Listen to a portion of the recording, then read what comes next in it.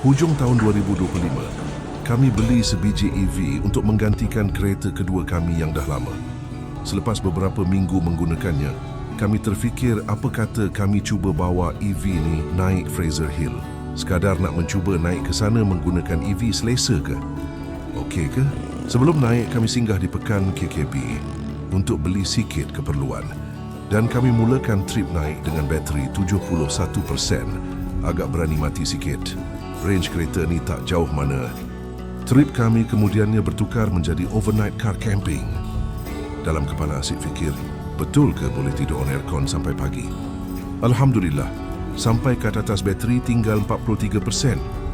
Berdebar pula bila fikir kat atas ni mana ada EV charging station. Tapi apa-apa pun, singgah masjid dulu settle apa yang patut.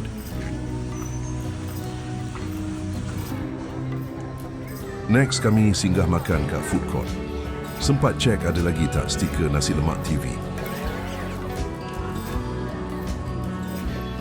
Menjelang malam kami jalan-jalan ke area center. Ala dekat area hotel Puncak Inn tu. Bawah tu ada kafe. Kami try coffee dia, not bad.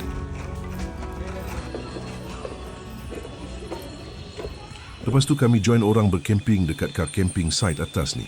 Hentam je lah. Guna apa yang ada. Ingatkan nak try tidur on aircon sampai pagi. Sekali, sejuk gilir tak tahan. Malam tu first time try V2L function. Nak plug in lampu dan charge barang-barang.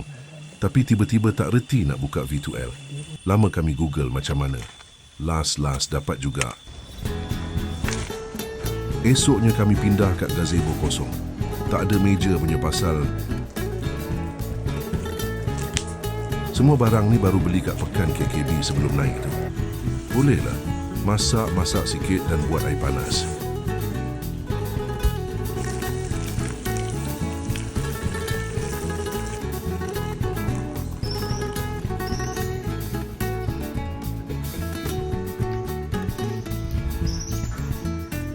Lepas mandi kami singgah pula mengopi dekat Glass House Cafe, menikmati kopi panas sambil layan angin sejuk dan view cantik dekat sini.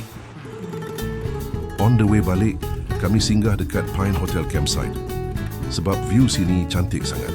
Rasanya kami kena pergi camping betul-betul lah pakai EV lepas ni. Next trip kot. Lepas tu kami turun dengan bateri 37%.